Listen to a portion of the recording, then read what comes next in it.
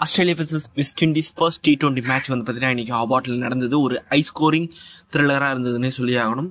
இந்த மேட்சை பொறுத்த வரைக்கும் ஆஸ்திரேலியா தான் ஃபர்ஸ்ட் பேட்டிங் செஞ்சாங்க. ஃபர்ஸ்ட் பேட்டிங் செஞ்ச ஆஸ்திரேலியா அதிரடியாக விளையாட ஆரம்பிச்சாங்க. அவங்களோட ஸ்குவாடை பார்த்தீங்கன்னா பேட்டிங்கை பொறுத்த வரைக்கும் Warner, Josh Inglis, Mitchell Marsh, Maxwell, Stoinis, Tim David, Matthew Wade, Sean Abbott இது வரைக்கும் வந்து பார்த்தீங்கன்னா அவங்களுக்கு பேட்டிங் இருக்குது.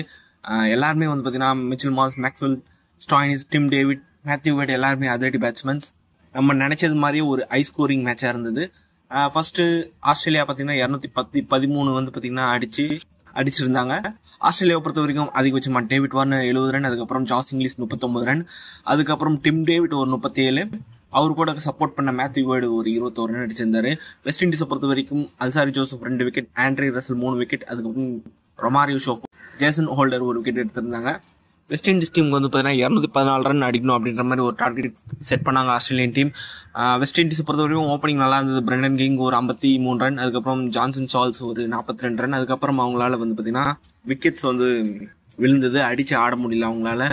கடைசியில் ஹோல்டர் ஓரளவுக்கு வந்து பார்த்தீங்கன்னா போராடினாரு. 15 பால்ல 34 ரன் அடிச்சிருந்தாரு. மற்றபடி பெருசாக எந்த ஒரு கான்ட்ரிபியூட்டும் அவங்க கிட்ட வரல. வெஸ்ட் இண்டீஸ் டீம் நல்லா பேட்டிங் இருந்தது.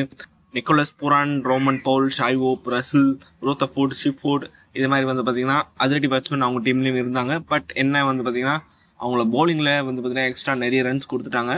11 ரன்ல வித்தியாசத்தில் வந்து பார்த்தீங்கன்னா ஆஸ்திரேலியன் டீம் இந்த மேட்ச் ஜெயிச்சிருந்தாலும் வெஸ்ட் இண்டீஸ் வந்து பார்த்தீங்கன்னா செம்மையாக ஃபைட் பண்ணாங்க. அவங்களோட ஒரு பிராண்ட் ஆஃப் கிரிக்கெட் விளையாடினாங்கன்னு சொல்லி ஆகணும். இந்த மேட்சை பொறுத்த வரைக்கும் ஆஸ்திரேலியன் டீம் பொறுத்த வரைக்கும் ஆடம் சாம்பா 3 விக்கெட், அதுக்கப்புறம் மார்க்கஸ் ஸ்டோனிஸ் 2 விக்கெட் எடுத்திருந்தாரு. ஓவரால் இந்த ஒரு மேட்ச் வந்து பார்த்தீங்கன்னா ஒரு ஹை ஸ்கோரிங் மேட்ச். அது மாதிரிலாம் வந்து பார்த்தீங்கன்னா இந்த மேட்ச்ல man of the match David Warner தான் வாங்கியிருக்காரு. இந்த 3 மேட்ச் கொண்ட ஒரு T20 சீரிஸ் இது. இதில் வந்து பார்த்தீங்கன்னா இப்போதைக்கு ஆஸ்திரேலியன் டீம் லீடிங்கில் இருக்காங்க. அடுத்த ஹெடலைட்டில் ஒரு மேட்ச் இருக்குது. அந்த ஒரு மேட்ச்சில் வந்து பார்த்தீங்கன்னா வெஸ்ட் இண்டீஸ் ஜெயிச்சே ஆகணும். அப்படி ஜெயிச்சா தான் இந்த ஒரு சீரிஸில் வந்து பார்த்தீங்கன்னா அலைவாக இருக்க முடியும். வெயிட் பண்ணி பார்க்கலாம். வெஸ்ட் இண்டீஸ் டீம் வந்து பார்த்தீங்கன்னா எந்த மாதிரி ஒரு கம்பேக் கொடுக்க போகிறாங்க அப்படின்றத நம்ம வெயிட் பண்ணி தான் பார்க்கணும்.